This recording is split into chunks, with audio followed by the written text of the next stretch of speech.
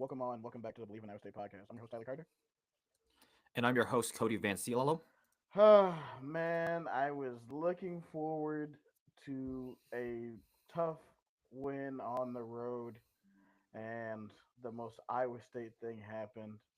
I was like, all right, man, what a win on the road at Arizona. And then he just heaves it, and then it goes in. And I'm like, dude, you have got to be kidding me. And I was like, I knew right then and there that we lost. And I'm like, well, thanks for coming. So I got to ask you, Cody, what what are your thoughts on the Arizona loss? I'm gonna say this. I mean, the obvious big thing was that 3 point shot, which has divided a lot of people within the fan base. But I think this is another one of those games where it's like the little things really built up to what we had in this Hmm. game.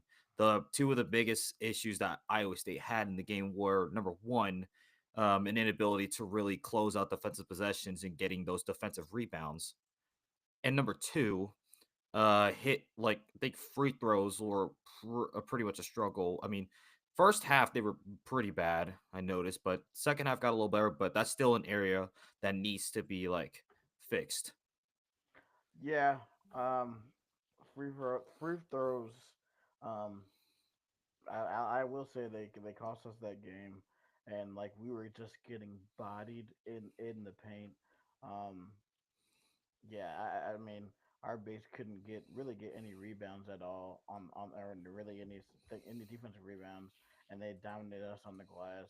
Um, so that was a problem, and then just it was just also just dumb luck because the same dude that was one for 11 who hit two more threes in overtime, and I'm like and they hit three straight threes to end the game. I'm like, of freaking course. Um, so yeah, I mean, there's that, and then obviously here's another talking point that everybody's talking about. I put to foul or not to foul. Like, what would you have done in that situation? If I'm the head coach, if I'm in TJ's shoes in that, like if I'm the one coaching the team, you're up three. It's 2 seconds left on the clock.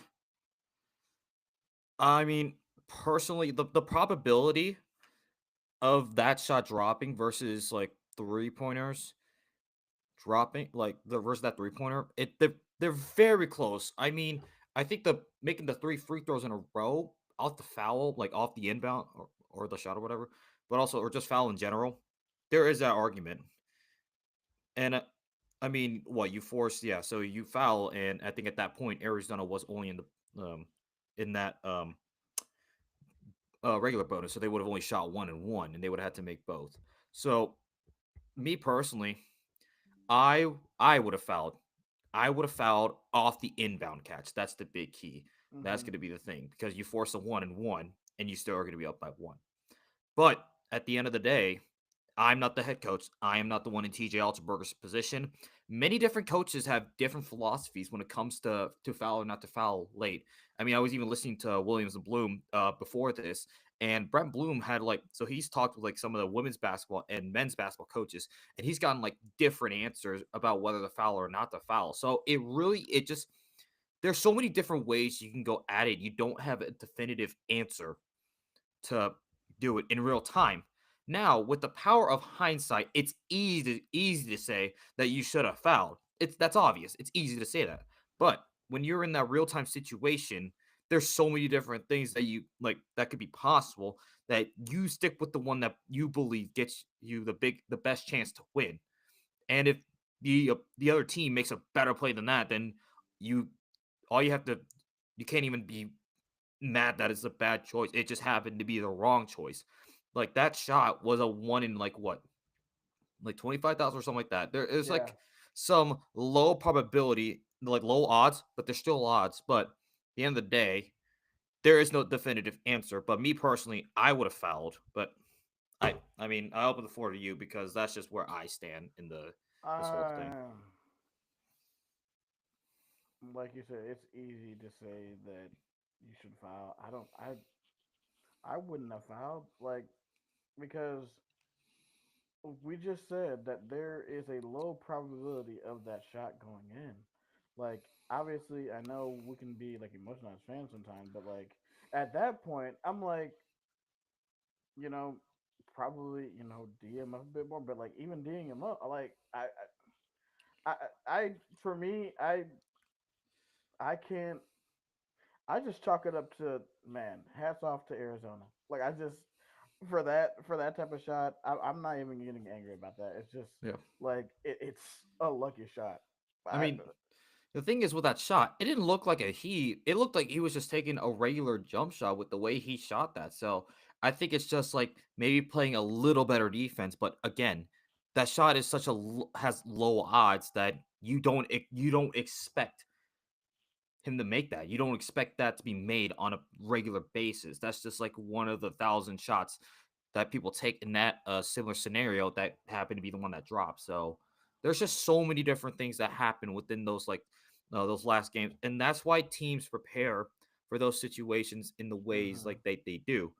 But there are going to be times where even the best of people that prepare aren't able to combat what happens like on the other side. Sometimes that's just how basketball works. And I mean, that's the beauty of college basketball Right, because you never know what's going to be like what's going to happen. And I mean, they've shown like with the Big 12 they came out with a tweet that said like the probability of Arizona and Houston winning on like the weekend with the way that played out. They had like it was like a 1.9% chance mm-hmm. for Arizona to win at 2 seconds with 2 seconds left in the game. And then for Houston was 0.4% chance to win at Allen Fieldhouse with with that 6 point lead deficit that they were in with like Right, 15 seconds or whatever to go. So this is just one of those scenarios that everything fell in line for both right. Houston and Arizona, but that's something that is not going to happen all the time. This is just something that like so statistically improbable. Not saying, well, actually, it's like I'm not. Let me clarify what I'm saying. It's not. I'm not saying that it doesn't happen. It just so Right. happens that there are such low odds of it that That you don't right. expect it to happen. And it did. So I mean, let's that we it did. So let's just move on and let's go on to the next game. Now, Yeah.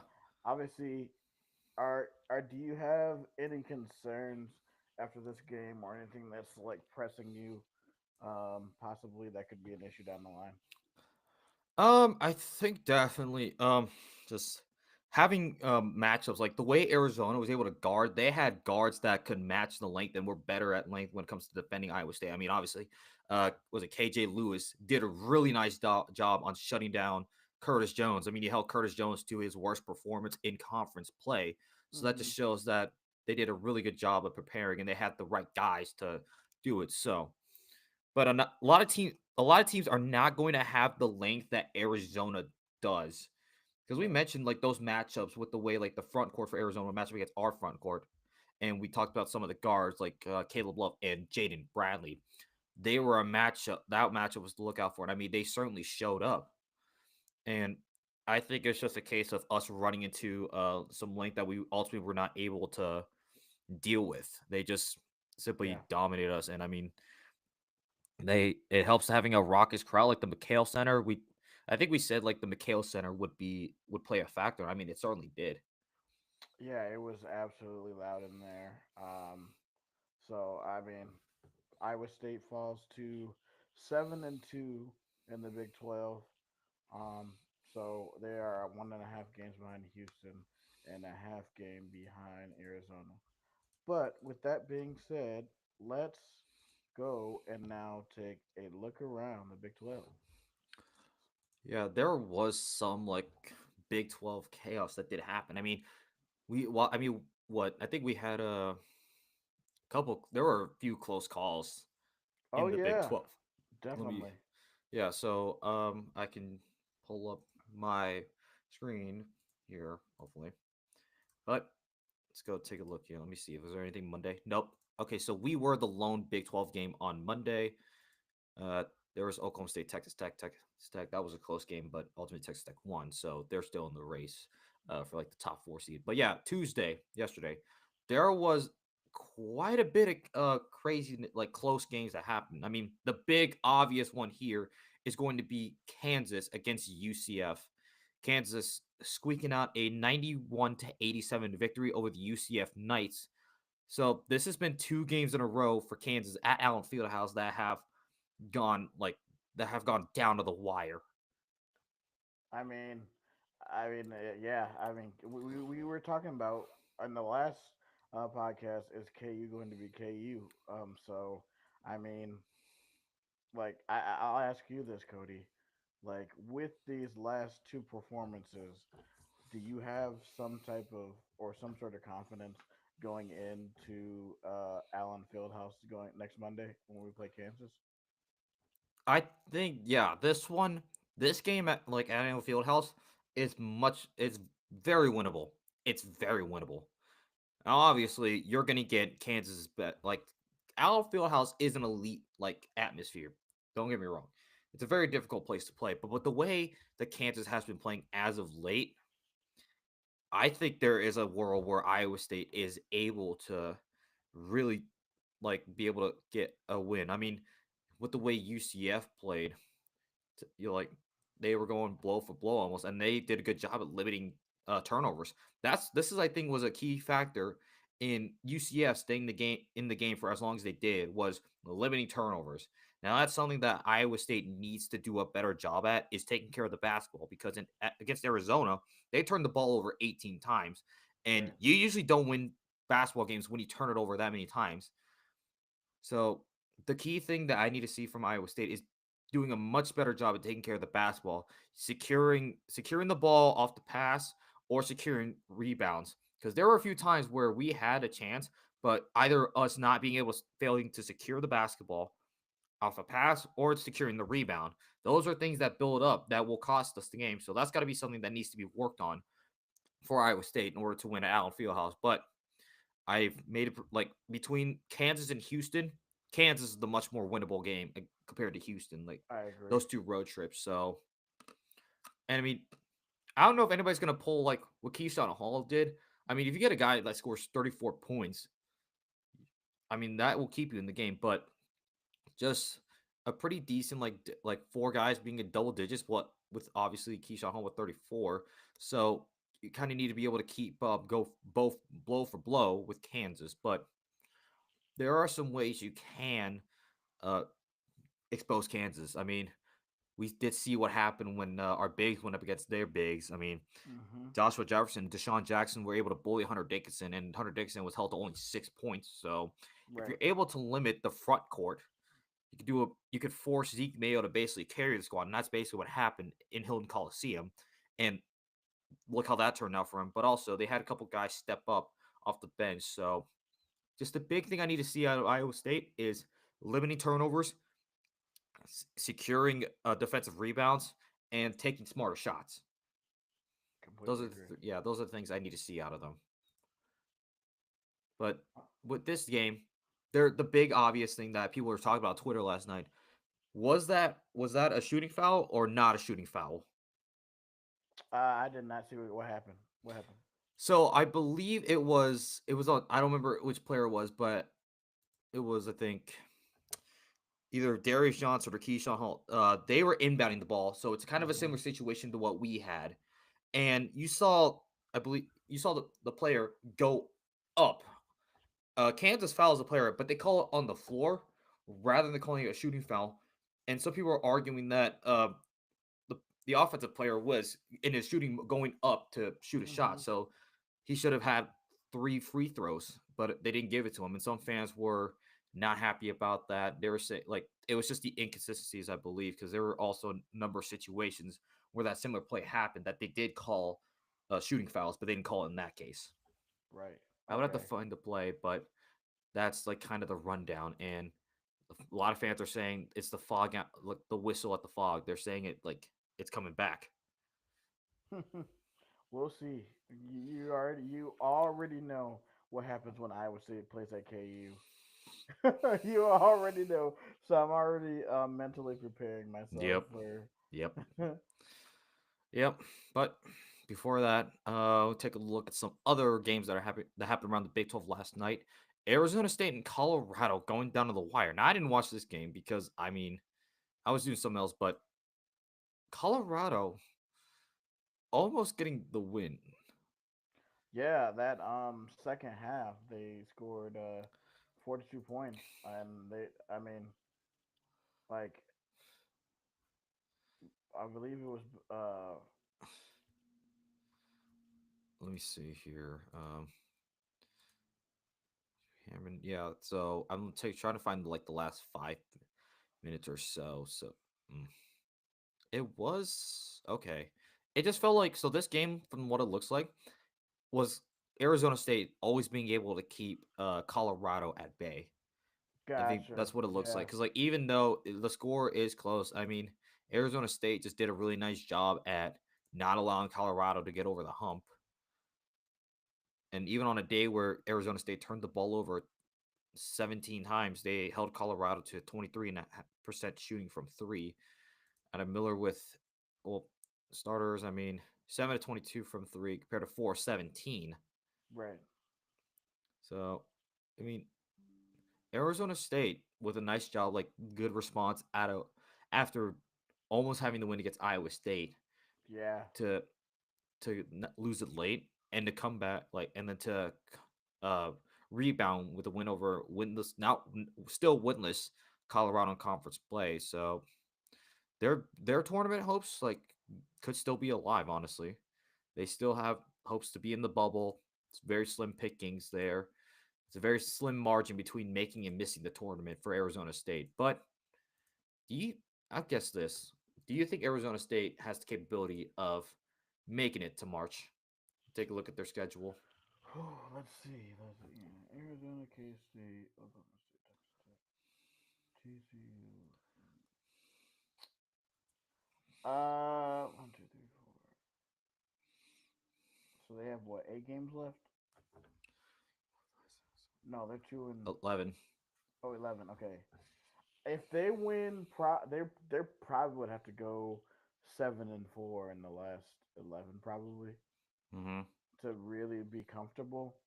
But like they're probably gonna have to win a few games in the conference tournament or make a Yeah. deep run in the conference Make a tournament. decent run. Okay. Yeah, because just like with the schedule, like I see some wins, but like Texas, you got Texas Tech. TCU is like they're on a slide, but TCU can jump up and get them. K State has been playing a lot better. BYU is playing well. Like I Mm-hmm. mean, and we saw Utah like win on last night against Cincinnati. So like Mm-hmm. Utah's not going to be easy. So yeah, they're gonna have to play a better brand of basketball than they have ever have this season. Yeah. I think they gotta get a huge win, whether it be like they get 2 games against Arizona. So they gotta probably one pick up one win against Arizona to get that Yeah, marquee win. And number two, if they can somehow pull it off, upset Houston or Texas Tech in Lubbock. yeah, like you got to get those marquee wins. They have yet to have a marquee win this season. So yeah, if you're able to knock off like a Tech or a Houston, that would be good for their resume. That's really the only way I say, or like we said before, them running and going on a run and in the conference tournament. Mm-hmm. Yeah, and then we mentioned BYU and Utah playing much better. They both were in the state, like they both hosted home games, so kind of a I don't know, like if it really plays much, but it's just like having those teams both play home against the state of Utah. BYU taking it to overtime against Baylor to ultimately pull out the 4 point win, and then Utah able to get that 3 point win against Cincinnati. Uh, the big story I feel like for Baylor has just been again. I think it's just one of those games where like U.S. Baylor, you would think you get this, but you fall short. Even though VJ Edgecombe led Baylor with 28 points, you were shooting 46% from three compared to BYU shooting Man, 38. How did yeah. Well, the thing is, I think one of the things is, bro, that they also shot 55% from the field. Like when you when you shoot 55% from the field, you basically are making every single thing. Like Yeah. yeah, they shot 50%, but when you give up 55% shot shot percentage, like you're not gonna. It's gonna be tough to win games like that. Yeah. And also, free throws turned out to be a uh, pretty big reason. I mean, Oh yeah, I mean 16 of 24. That's horrible. yeah, versus 21 and 26. So those are a couple points here and there throughout the game that really play a factor. So BYU, BYU and Baylor now both tied 5-4 in conference, fighting for possible like being in the top half of the league. And one of those games where Baylor's just aren't the same. They're not the same Baylor that we're used to seeing. Yeah, I mean teams have down years, but Baylor has sort of been on like this weird downturn Mm-hmm. at the last few years. So Mm-hmm. it's weird, and like just like we said, Cincinnati just continues their slide. They fall to 2-7 in the Big 12 with a really bad loss at Utah, 69-66. Yeah, Cincinnati is just they're in a bit of a crisis. I'm not sure what you do if you're Wes Miller.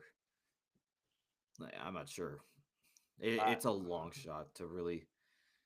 And I mean, with Cincinnati, taking a look at their schedule, Ooh. things. I mean, there are some opportunities to get some wins. I mean, UCF, that's as unpredictable as it is, but that could be you could possibly win that game. But this is going to be an unpredictable game. BYU's looking a little more difficult. Utah, obviously, you just lost to. So, I mean, they're going to have a chip in their shoulder, so they could win this one. Then they got to travel to Ames, which is never a fun trip for anybody, and then go to Mm-mm. Morgantown back to back. So, these two games are never a fun road trip to have back to back.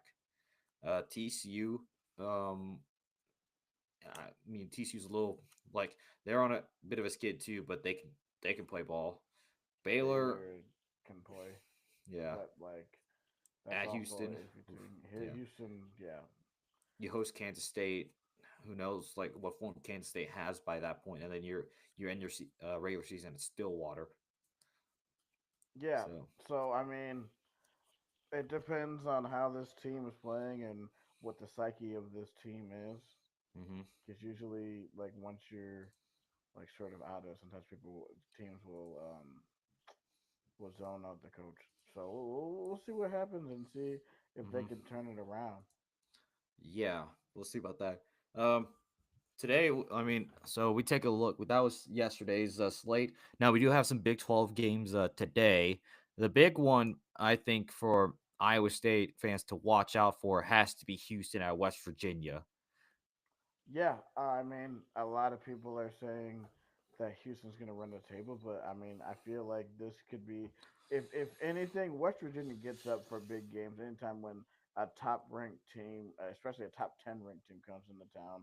We were victims of it a few weeks ago.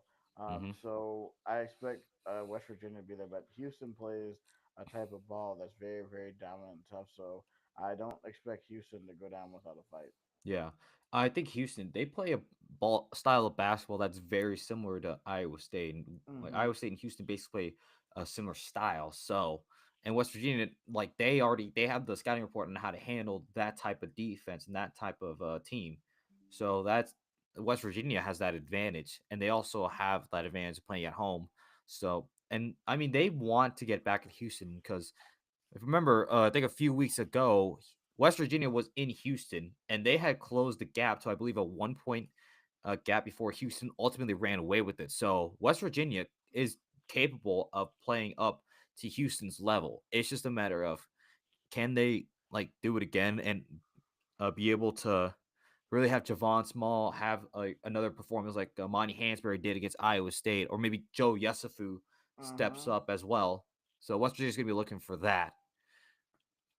Yeah, those three, like you said, those three players are going to be key in this game in order for West Virginia to pull off the upset. What are your thoughts on TCU and Tech? Texas Tech, I mean, they're finally, it's about time for them to really garner some respect, like at least in ranking wise. And they've been playing pretty well. I mean, we talk about Darian Williams, JT Toppin, Christian Hmm. Anderson. All those guys have, like, they play really good. And I think Texas Tech can find themselves in a really good spot. And I mean, they're playing well. They're getting hot at a pretty good time, and getting be able to get TCU and playing at the USA never easy. So I think Texas Tech they're going to continue on their bit of a hot streak here. Yeah, they're on a 4 game win streak ever since that 1 point loss to Iowa State in overtime.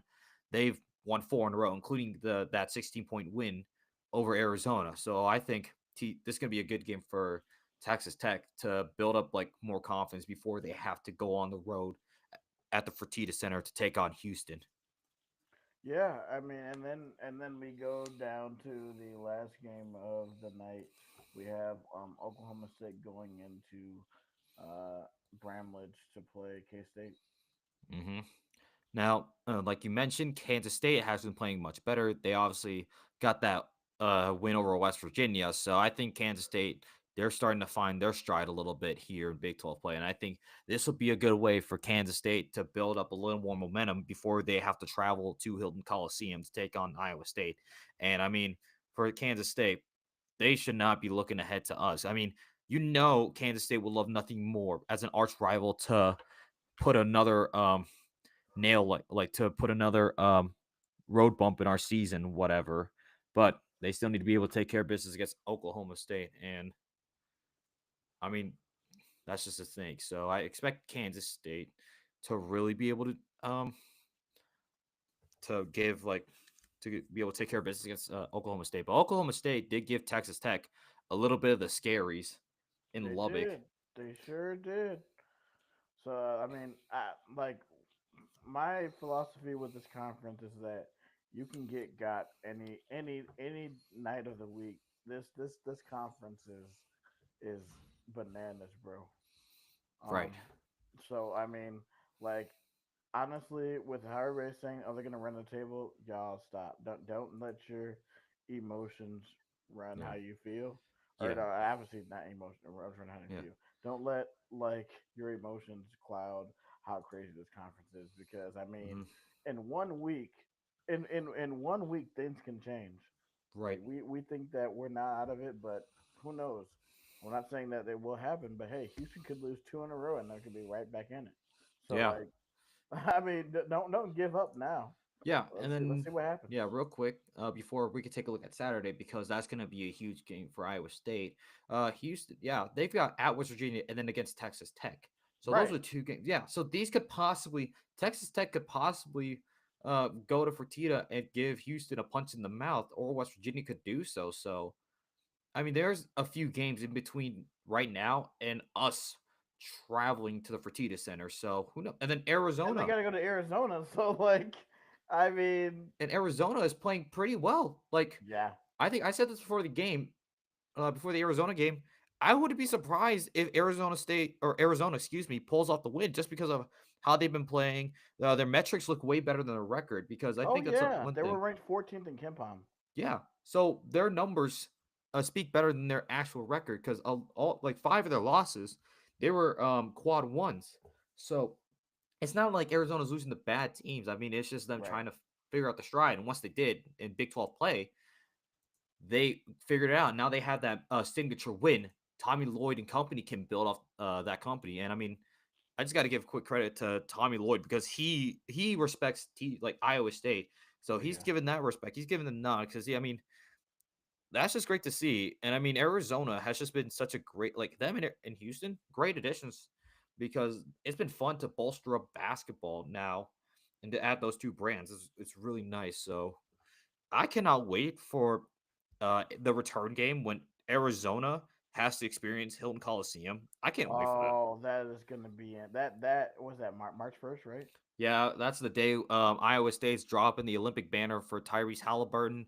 We're wearing gold that game, so I'm thinking we're busting out those gold uniforms. So, Oh yes, that's gonna be sick with the hmm script cyclones. I love those. yep, yeah. But before that, we guys just got to take a look at some like top 25 matchups here. So, and then actually, we'll take a look at the Big 12 this Saturday slate. Uh, you get so at noon, you get the duel in the desert between Arizona and Ooh. Arizona State. Arizona State for sure is going to get up for this game because you know they want to be able to knock off Arizona, and I mean this is an in-state rivalry, so you throw all metrics, all analysis, you throw all that out the window when you're dealing with an in-state rivalry or any Definitely. rivalry that is to that level. Yeah, man. Like that game is rivalry games. Like we Iowa gave us all we can handle in the Cyhawk game, so I wouldn't expect this to be easy. But that one, I mean, in rivalry games, you throw the records out the window. Let's see what happens. That's gonna. I'm definitely. That's probably something I'll tune into a little bit before the for Farmageddon basketball edition, but yeah, I like Yeah. that one. It's going to be a fun Saturday. Look at all these matchups, and then we Hmm. go to. I'm not really gonna. I don't really have that much to say about Utah Oklahoma State, so I'm gonna skip that one. So Kansas and Baylor, KU. We've talked a lot about KU, but let's see what the Foster Pavilion has for Baylor because they're only one game behind. They only are one game behind Kansas in the standings. Hmm. So yeah, this will be yeah. So like it's Big 12 race for those two to get a better position for them, and then BYU UCF BYU. I believe this is their first trip down Edition Financial. So I mean, who knows what UCF you get? And UCF's coming off a pretty good performance against Kansas, and I mean they're feeling that loss. So I think that UCF's going to have that chip in their shoulder because they knew they played well that game. I think they want to carry that, and against BYU. UCF could like I think they could go off. Oh, I dude, yeah. there's gonna be tons of points in this one. I mean, and like really, UCF is really just trying to bolster their NCAA tournament resume. I mean, Mhm. they're 13-7, they're 4-5 in the Big 12. So I mean, you still got plenty of chances, but this getting a win over a good BYU team would be a quality win and would be a Mhm. quad one win at that. Yes. Yeah, and you're saying like you're talking about offense. Yeah, I whatever the over is for BYU UCF, I might I don't bet, but if I did, I'd take the over. Take the over, I'm yeah. expecting a lot of fireworks in this game. And fine. And then before our game on Saturday, we already mentioned Texas Tech Houston. Very important game for both teams. Houston looking to continue their run in the like to continue to be the last undefeated team in the Big 12, while Texas Tech is looking for uh, another marquee win after that win against Arizona. They're looking for a second one. What better way to do it than to do it at the Fertitta Center, where it for the last like what year and a half in the Big 12, they've been practically impenetrable at the Fertitta Center. Yeah, I mean, we'll see what happens. We'll see if Houston comes into this game 9-0 or 8-1. I mean, because if you think about this, if let's say they come in and let's say Tech wins, and then they win again in Fertitta, then you'll really have a cluster of teams at 8-2. Like that, wouldn't that be something So you're saying that Houston could be so they could have that loss. in Morgantown, and they Yep. could have So that lose would at be home, 8-1. Yeah, they lose at home. Yeah, you put them at 8-2. And then if Arizona State pulls off the upset, Arizona would be 8-2. and it And then opens the that's door where right for us again. yeah, and that's where we get to Iowa State, Kansas State. Now, this one, obviously, I think Brett Bloom said it best on Williams and Bloom. This is gonna probably be the angriest Hilton has been in quite a while because number one, you're coming off a loss where you felt like you should have won the game, but you didn't. Number two, this is Kansas State, so it's already Farmageddon.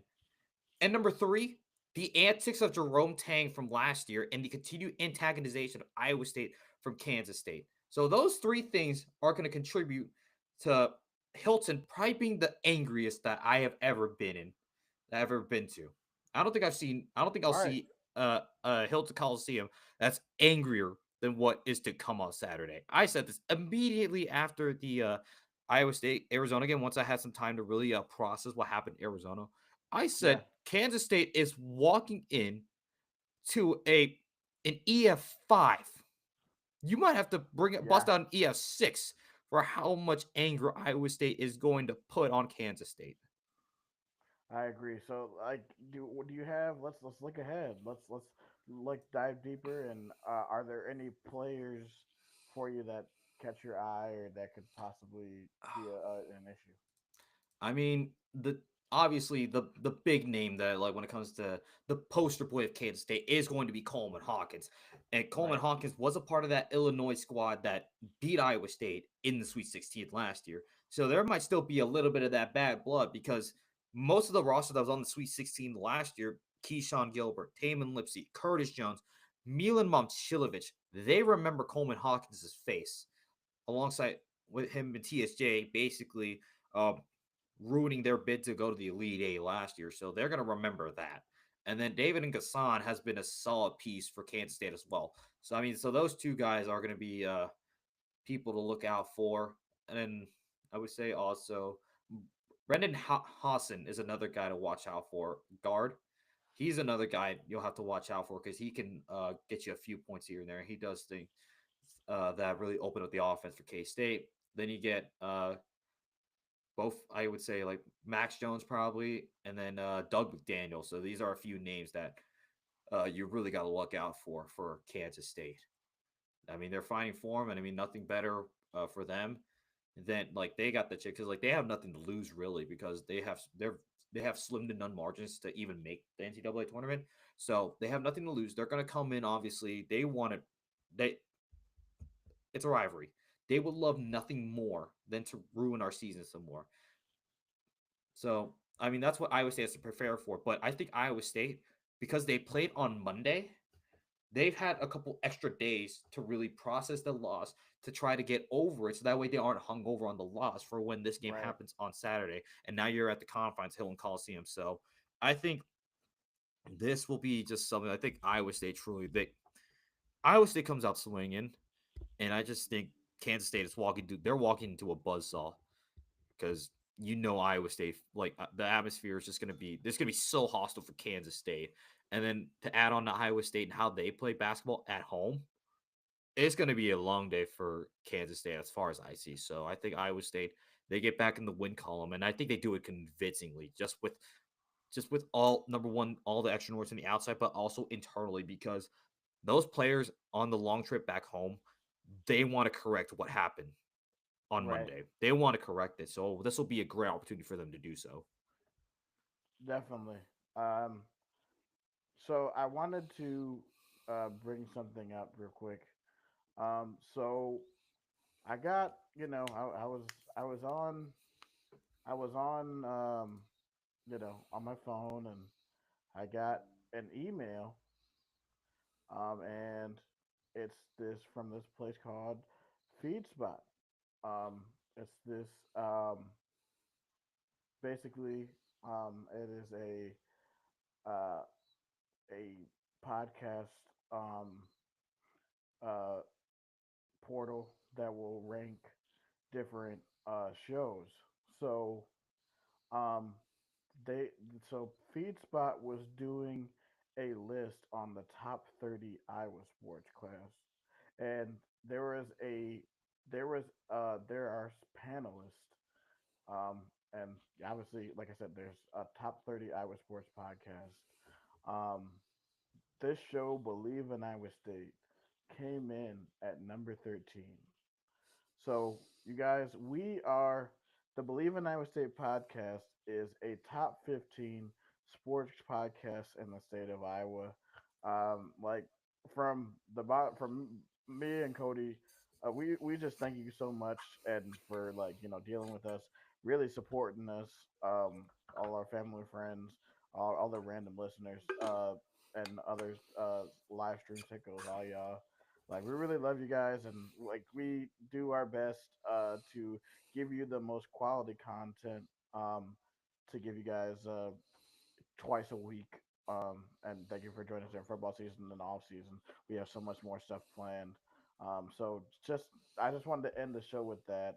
Um, and once again, thank you guys uh, for listening to the Bleav in Iowa State podcast. As always, we can both be found on Twitter This is my Twitter handle at SciTi Guy. I'm Tyler, and then Cody. He can be found at Matt Campbell Impersonator, and also here you are, and I made the slide more extensive. Here are all of our ways that you can find us on social media. Mhm. So once again, we thank you guys for your support and join us on either Sunday or Monday as we do our reaction show to the K State and also previewing the Kansas game. Yeah, Uh, and I'll interrupt you. Sorry, Tyler, but I mean, I'm gonna be there like Saturday. So if you see me, like, come say hi. Like, you know where to find me. I'm usually in the front row for all these basketball games. So let's come say hi. I like to. We could just talk basketball. Or you want to talk about podcasts? Very much appreciate it. Just having like my perspective. I think it's very unique because being a current student, it provides like such a different view, and I'm mm-hmm. just glad that I'm able to really share that perspective from where I'm at, just being a current student and being able to get to see all this in person. Yeah, no, like that's what I'm saying. Like, especially like for a person like me that doesn't even live in the state, like that makes this even cooler. And the fact that we still haven't met yet, we're going to meet at some point, or I will find a way, or I will buy you a ticket to Kansas City so we can finally meet. Like, yeah, and then when if y'all see me, um, like I'll be in Kansas City for the Big 12 basketball tournament, so just come up and say hi, or if you have any questions about the pod, ask. Uh, so, but with all that, you guys, thank you guys for tuning in. So for Tyler Carter, And for Cody Van Cielum, this is the Bleav in Iowa State podcast. Roll clones, baby. corn is greater than wheat. Yes, sir.